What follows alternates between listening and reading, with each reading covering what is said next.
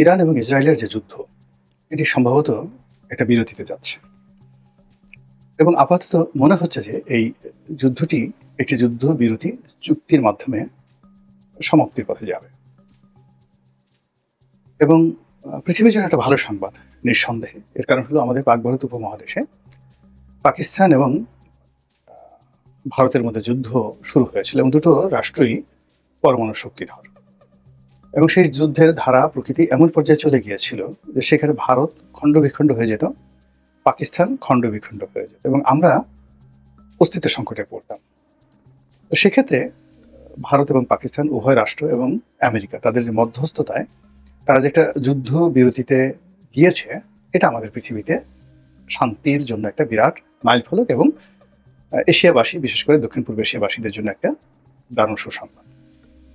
এবং এই সুসংবাদ এর যে রেশ কাটতে না কাটতে ইরান এবং ইসরায়েলের যে যুদ্ধ, এটা শুরু হয়ে গেল। তো যুদ্ধটা যখন শুরু হলো তখন আমরা যারা সাধারণ মানুষ আবেগে বশবর্তী হয়ে চিন্তা করি, আমরা আল্লাহর উপর নির্ভর করেছি, আবাবিল পাখির উপর নির্ভর করেছি, হৃদয়ের সমস্ত আকুতি দিয়ে দোয়া করেছি ইসরায়েল যেন পরাজিত হয়, ইরান যেন বিজয়ী হয়। কিন্তু যাদের বুদ্ধি আছে, জ্ঞান আছে, গরিমা আছে, তারা একেবারে একটা ডট দিয়ে, কাগজের খোঁচা দিয়ে তারা বলে দিয়েছে যে এটা সম্ভব নয়। ইসরায়েল বিজয়ী হবে, ইরান খণ্ডবিখণ্ড হবে, ইরানের অবস্থা ইরাকের মতো হবে, লিবিয়ার মতো হবে, আর ইরানের নেতা আয়াতুল্লাহ আলী খামেনির অবস্থা সাদ্দাম হোসেন এবং মুয়াম্মার গাদ্দাফির মতোই হবে, এর বাইরে কোনো কিছু হবে না। তো সেক্ষেত্রে ইরান ভেঙে গেলে সেখানে কয়টি রাজ্য হতে পারে, কারা কোন ভাগ নেবে এবং সেখানে কি ধরনের একটা পলিটিক্যাল সলিউশন আসবে, এগুলো নিয়ে আমেরিকা এবং ইউরোপের যারা থিঙ্ক ট্যাঙ্ক তারা কাজ শুরু করেছিল। দ্বিতীয়ত, সেখানে রাষ্ট্র ক্ষমতায় বসানোর জন্য তাদের একটা পাপেট হামিদ কারজাই তারা তৈরি করে ফেলেছিল। আপনারা জানেন যে আমেরিকার একটা পাপেট ছিল ইরানে, সেটা হলো রেজা শাহ পাহলভি। তো রেজা শাহ পাহলভির একটা ছেলে জীবিত আছে। তো তাকে সামনে এনে তাকে দিয়ে জাতির উদ্দেশ্যে একটা ভাষণ তাকে তিনি দিলেন যে তিনি আলী খামেনির পরে তিনি আসছেন। তো এইরকম যখন খুব যাকে বলা হয় শতভাগ নিশ্চিত পশ্চিমারা এবং তাদের যারা দোসর ইরান খণ্ডবিখণ্ড হবে, পরাজিত হবে, ঠিক সেই সময়টাতে আল্লাহ রাব্বুল আলামিন তার আসমানি ক্ষমতা দিয়ে এমন কিছু ঘটালেন যেটা আমাদের চোখ এখন বিশ্বাস করতে পারছে না। আমাদের ধারণা ছিল যে ইরানের পরমাণু শক্তি রয়েছে, ধারণা ছিল যে ইরানি আর্মি ভালো এবং তাদের যে দূরপাল্লার যে ক্ষেপণাস্ত্র, ব্যালিস্টিক মিসাইল এবং তাদের যে ড্রোন, এটা খুবই শক্তিশালী। তো তাদের ব্যালিস্টিক ক্ষেপণাস্ত্রের কথা আমরা শুনেছি কিন্তু প্র্যাকটিক্যালি দেখিনি, কিন্তু তাদের ড্রোন যে আমেরিকা এবং রাশিয়ার ড্রোনের চাইতেও ভালো। তা আমরা ইউক্রেন এবং রাশিয়া যুদ্ধে দেখেছি যে তারা বহু সংখ্যক ড্রোন দিয়ে রাশিয়াকে সহযোগিতা করেছে এবং রাশিয়া যে বিপদের মধ্যে পড়েছিল এই সময়টিতে, যদি ইরানিয়ান ড্রোন না থাকতো রাশিয়ার টিকে থাকাটাই আসলে অসম্ভব হয়ে পড়েছিল। এর কারণ হলো বাইডেন সরকার তার সমস্ত শক্তি দিয়ে, ন্যাটো সমস্ত শক্তি দিয়ে, তারপরে স্পেশালি কতগুলো দেশ ইংল্যান্ড এবং জার্মানি, তারা সর্বোচ্চ শক্তি দিয়ে ইউক্রেনকে রাশিয়ার বিরুদ্ধে এমনভাবে লড়িয়ে দিয়েছে যে রাশিয়া সেটা মোকাবেলা করতে গিয়ে তার অস্ত্র ভাণ্ডারে, আপনি চিন্তা করুন যে রাশিয়া এবং আমেরিকা কন্টেম্পোরারি দুটো রাষ্ট্র, সেই রাশিয়ার অস্ত্র ভাণ্ডারে অস্ত্রের টান পড়ে গেছে, যেখানে ইরান সহযোগিতা না করলে তাদের অস্তিত্ব টিকত না। তখনই ইরানিয়ান ড্রোনের সুনাম ছড়িয়ে পড়ে। আরেকটি ইরানের গানবোট, স্পিড বোটের সাথে একটু বড়, প্রায় 100 নটিক্যাল মাইল বেগে এগুলো ছুটতে পারে এবং এগুলো এত দ্রুতভাবে এসে সেই যে আমেরিকার বড় বড় যে রণতরীগুলো রয়েছে সেখানে ফুটো করে দিতে পারে। এটা মানে রীতিমতো পারস্য উপসাগরে মানে সমস্ত ইউরোপীয় এবং আমেরিকার যে যুদ্ধজাহাজ, এই আতঙ্ক নাম হলো ইরানিয়ান এই গানবোট।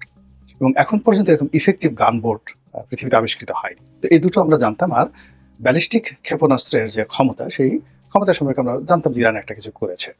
কিন্তু ইসরায়েলের সঙ্গে যে যুদ্ধ, সেই যুদ্ধে ইরানের পারমাণবিক অস্ত্র প্রদর্শিত হয়নি, কিন্তু তাদের যে দূরপাল্লার ক্ষেপণাস্ত্র, যেটাকে সুপারসনিক মানে শব্দের গতির চাইতে বহুগুণ বেশি, সেই ক্ষেপণাস্ত্র যেভাবে এসে আঘাত করেছে, বিশ্বকে তাক লাগিয়ে দিয়েছে। আমেরিকার কাঁপন শুরু হয়ে গেছে, যেখানে একটি দেশের আকাশ প্রতিরক্ষা ব্যবস্থা ভেদ করে কোন দেশের ব্যালিস্টিক মিসাইল অন্য একটা দেশে আসতে পারে না, এরকম প্রযুক্তি আমেরিকা এবং রাশিয়া রয়েছে।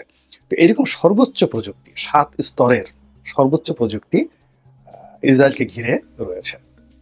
প্রথমত ধরুন, যদি তাদের একটা মিসাইল আসতে হয়, তো সেই মিসাইলটা তারা আমেরিকার যে বেসগুলো রয়েছে, জর্ডানে রয়েছে, ইরাকে রয়েছে, কাতারে রয়েছে, ইসরায়েলের চারিপাশে রয়েছে, সিরিয়াতে রয়েছে, এরকম 4টি স্তর পার করতে হয়। আর ইসরায়েলের মধ্যে 3টি রয়েছে, একটা হলো তাদের নিজস্ব আয়রন ডোম, আর বাকি দুটো আমেরিকান প্রযুক্তি। অর্থাৎ 3 স্তরের আকাশ প্রতিরক্ষা বহু রয়েছে উইদিন দ্য ইসরায়েলি টেরিটরি। তো ইসরায়েলের বাইরে 4টি আকাশ প্রতিরক্ষা বহু আর ইসরায়েলের ভিতরে 3টি আকাশ প্রতিরক্ষা বহু, মোট 7টি বহু ভেদ করে ইরানি মিসাইলগুলো প্রথম দিকে তারা যদি 100টা মিসাইল ছুড়ত, তাহলে সেক্ষেত্রে 90টা মিসাইল সেই প্রতিরক্ষা বহু দ্বারা ধ্বংস হয়েছে, 10টা মিসাইল এসে সেই ইসরায়েলের মধ্যে ধ্বংসলীলা চালিয়েছে। এটা কল্পনাও করা যায়, মানে ইসরায়েল আমেরিকা এটা কল্পনাই করতে পারেনি এটা সম্ভব। তাদের একটা ধারণা ছিল এটা তাদের যে প্রথম স্তর এটাই অতিক্রম করতে পারবে না, সেখানে 7টা স্তর অতিক্রম করে এসে মানে ইসরায়েলের ভিতরে একেবারে নির্দিষ্ট টার্গেট আঘাত হানছে, অকল্পনীয়। এগুলো যুদ্ধের প্রথম দিকে। পরবর্তীতে এটা অলমোস্ট এমন পর্যায়ে চলে এসেছে যে 100টা মিসাইল যদি ছোড়া হতো, তার 50টা মিসাইলই এসে আঘাত হানত। আর আজকে আমি যে ভিডিওটা করছি, আজকে এই যুদ্ধবিরতি বলার পর, মানে যুদ্ধবিরতি ঘোষণার যখন মানে করেছে মিস্টার ডোনাল্ড ট্রাম্প, এই ঘটনার পর দেখা গেল যে ইরান যে ব্যালিস্টিক মিসাইল ছুঁড়েছে তার 90% এসে একেবারে সরাসরি ইসরায়েল আক্রমণ করেছে। এবং এইভাবে যদি আরো 2-3 দিন চলে, তাহলে 100% তাদের অ্যাকুরেসি চলে আসবে। অর্থাৎ 100টা, অর্থাৎ এখন যেভাবে ইরানকে আক্রমণ করছে ইসরায়েল নির্বিঘ্নে, তারা 100টা মিসাইল ছুড়লে 100টা মিসাইলই সেখানে গিয়ে তারা আক্রমণ করছে। আকাশ প্রতিরক্ষা বহু মানে ইরানের সেই ইসরায়েলি মিসাইলগুলো ঠেকাতে পারছে না। সেখানে তারা যেটা করতে পারে সেটা হলো গুলি করে ভূপাতিত করতে পারে, ম্যানুয়াল সিস্টেম, মানে অ্যাকুরেসি করে বা অটোমেটিক্যালি এটা হয় না। তদ্রুপ যদি যুদ্ধ আরো 4-5 দিন চলে, তাহলে ইরানের অবস্থা তদ্রুপ। অর্থাৎ ইরানি মিসাইলগুলো সরাসরি ইসরায়েলে এসে আক্রমণ করবে এবং ইসরায়েল যদি গুলি করে ভূপাতিত করতে পারে সেটা আলাদা। কিন্তু ওদের যে ব্যাটারিগুলো তৈরি করে রেখেছে বা যে সিস্টেমগুলো স্বয়ংক্রিয়ভাবে কাজ করবে, সেটা মোটামুটি ধ্বংস হয়ে গেছে। এই গেল 1। 2 নম্বর হলো যে ইরানের ছোড়া মিসাইল, ইসরায়েল ছোট্ট একটা রাষ্ট্র, মানে আপনি হেঁটে এই মাথা থেকে ওই মাথায় যেতে পারবেন, বেশিক্ষণ সময় লাগবে, একেবারে ছোট একটা রাষ্ট্র। টিল নাও এখানে তেহরানের সমান না, মানে ওদের যে রাজধানী, ইরানের রাজধানীর চেয়ে অনেক ছোট পুরো রাষ্ট্রটি। তো আর ইরান পৃথিবীর একটা সবচেয়ে জটিল ভূখণ্ড এবং পৃথিবীর অন্যতম বৃহৎ একটি রাষ্ট্র ভূখণ্ড দিক থেকে। তো সেখানে আগামী 3-4 বছরও যদি কন্টিনিউয়াসলি আমেরিকা এবং যাকে বলা হয় ইসরায়েল সম্মিলিতভাবে ইরানের সমস্ত স্থাপনার উপর বোমা ফেলে, পৃথিবীর সমস্ত বোমা শেষ হয়ে যাবে। শেষ হওয়ার পরেও ইরানের যে ক্ষয়ক্ষতি, সেটা 20-25% তারা করতে পারবে, নট মোর দ্যান দ্যাট। ইরানের হাতে এখন যে অস্ত্র রয়েছে, সেই অস্ত্র দিয়ে যদি সে নির্বিচারে শুধুমাত্র ব্যালিস্টিক ক্ষেপণাস্ত্র আক্রমণ চালায়, 24 ঘন্টার মধ্যে পুরো ইসরায়েলকে তারা গাজা বানিয়ে দিতে পারবে। এই হলো অবস্থা আকারগত কারণে। তো যাই হোক, সেই জায়গাতে এই যে আক্রমণগুলো সফলভাবে পরিচালিত হয়েছে এবং যতটুকু সফল হয়েছে, এতে করে তাদের যে গুরুত্বপূর্ণ কতগুলো স্থাপনা, গুরুত্বপূর্ণ নগর, বন্দর, সবগুলো তারা ধ্বংস করে ফেলেছে ইরান। আপনারা জানেন যে আমাদের চট্টগ্রাম বন্দর যদি কেউ ধ্বংস করে ফেলে, এই বন্দর তো গড়ে তুলতে আরো 5-10 বছর লাগবে। পুরো টার্মিনাল শেষ, পুরো বন্দরের ইয়ার্ড শেষ, কন্টেনার দাও দাও করে চলছে, সমস্ত জাহাজগুলো চলছে। আপনি চিন্তা করেন, এগুলো কনস্ট্রাকশন করতেও 5-10 বছর লাগবে। ঠিক সেম অবস্থা তাদের প্রধান বন্দর হাইফা, সেখানে তারা এই কাজ করেছে। তেল আবিব এয়ারপোর্ট, তাদের প্রধান, আমাদের শাহ জালাল আন্তর্জাতিক এয়ারপোর্ট যদি ধ্বংস করে দেওয়া হয়, পুরো রাডার সিস্টেম থেকে শুরু করে সমস্ত কিছু, কি অবস্থা হবে? কয় মাস লাগবে, কয় বছর লাগবে আবার সেই বিমান উঠতে? ঠিক সেম অবস্থা তারা তেল আবিবকে করে ফেলেছে। এরপরে তারা জেরুজালেম আক্রমণ চালায়নি, কিন্তু তেল আবিবের যত গুরুত্বপূর্ণ জায়গা রয়েছে, ধরুন ঢাকা শহরে যদি কেউ বোমা মেরে সেক্রেটারিয়েট ধ্বংস করে ফেলে, তারপর শেষে সংসদ ভবন ধ্বংস করে ফেলে, মতিঝিলের যে বড় বড় বিল্ডিংগুলো, হাব রয়েছে, বড় বড় বিল্ডিংগুলো রয়েছে, হোটেলগুলো রয়েছে, সেগুলো যদি ধ্বংস হয়ে যায়, আপনি চিন্তা করেন ঢাকা শহরে দেখলেই তো আপনি ভয় লেগে যাবে, সন্ধ্যার পর আপনি হাঁটতে পারবেন না। যে ছবি, এই সীমিত ছবি পৃথিবীতে এসেছে, তাতে তেল আবিবের মতো শহরের সর্বনাশ ঘটানো হয়ে গেছে।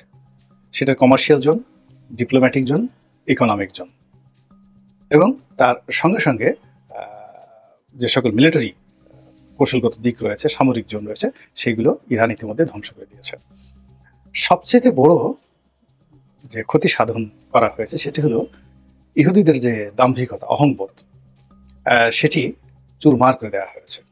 আপনি এই কয়েকদিনে দেখেন, আজকে সকালবেলা ছবি দেখলাম, নেতানিয়াহু শুকিয়ে কাঠ হয়ে গেছে, তার মুখ লম্বা হয়ে গেছে, মানে মানে দেখার মতো মনে হয় যেন একটা জীবন্ত লাশ হয়ে গেছে।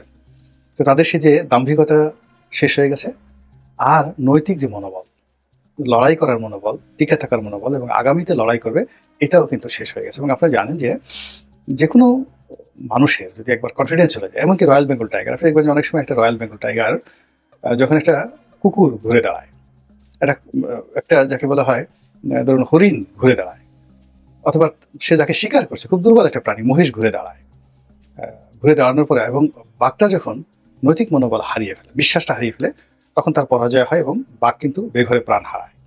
তো এরকম একটা অবস্থা যে এই যুদ্ধ করতে করতে করতে করতে তাদের যে সাহস বেড়েছিল, তারা সম্মিলিত আরব শক্তিকে পরাজিত করেছে, তারা মিশরকে পরাজিত করেছে, তারা মিশরের সেই বিখ্যাত গামাল আব্দেল নাসিরকে পরাজিত করেছে, এরকম অসংখ্য ঘটনা তারা ঘটিয়েছে। এবং সর্বশেষ তারা নির্বিচারে সারা পৃথিবীকে তুলি মেরে যেভাবে গাজাকে মাটির সঙ্গে মিশিয়ে দিয়েছে, যেভাবে তারা কাসেম সুলাইমানিকে হত্যা করেছে, মানে এটা তো আমেরিকা করেছে ইরানের কথা মতো। এবং ইরানের রেভলিউশনারি গার্ড, যেটা বিপ্লবী গার্ড বাহিনীর অনেক কমান্ডারকে তারা যেভাবে খুন করেছে, তারা যেভাবে তেহরানের মাটিতে বসে যাকে বলে হামাসের প্রধান ইসমাইল হানিয়া, তাকে মেরে ফেলেছে। তারপরে তারা যেভাবে হিজবুল্লাহর প্রধানকে মেরেছে, এই জিনিসগুলো তাদের একেবারে যাকে বলে অহংকারের চূড়ান্ত পর্যায়ে পৌঁছে দিয়েছিল। এবং এগুলো করতে করতে তাদের যে সাহস বেড়ে গিয়েছিল, সেই সাহসের জায়গাটা এই যুদ্ধের ফলে একেবারে শূন্যতে চলে আসছে। মেরুদণ্ড সোজা করে দাঁড়ানোর মতো আর অবস্থা নাই। ফলে যুদ্ধ বিরতি হবে, যুদ্ধ থামবে, কিন্তু ইসরায়েল রাষ্ট্রটি টিকবে কিনা এটি নিয়ে যথেষ্ট সন্দেহ রয়েছে। এখন আর ইরান লাগবে না, এখন কেবলমাত্র ফিলিস্তিনি যোদ্ধা যারা আছে, তারা যারা হুতি রয়েছে, তাদের সঙ্গে আসলে ইসরায়েলের যুদ্ধ করতে যান বের হয়ে যাবে। এবং আমেরিকা এই সময়টিতে যে ধরাটা খেলো ইসরায়েলকে সাপোর্ট করে, তারা যে রাতারাতি আবার যুদ্ধে জড়াবে, আবার নতুন করে এখানে আক্রমণ করবে, আবার নতুন করে কোনো বেজ স্টেশন চালু করবে, এটা হবে না। ওরাও একই অবস্থা। যেমন এখন যদি আপনি ডোনাল্ড ট্রাম্পকে মানে সারা পৃথিবীর বাদশা বানিয়ে দেন, তারপর তাকে যদি বলেন তুমি একটু আফগানিস্তানে যাও, কিংবা আমেরিকান সৈন্যদেরকে আপনারা যদি বলেন যে তোমরা একটা আবার ভিয়েতনামে গিয়ে যুদ্ধ করে আসো, সবগুলো আত্মহত্যা করবে ভয়।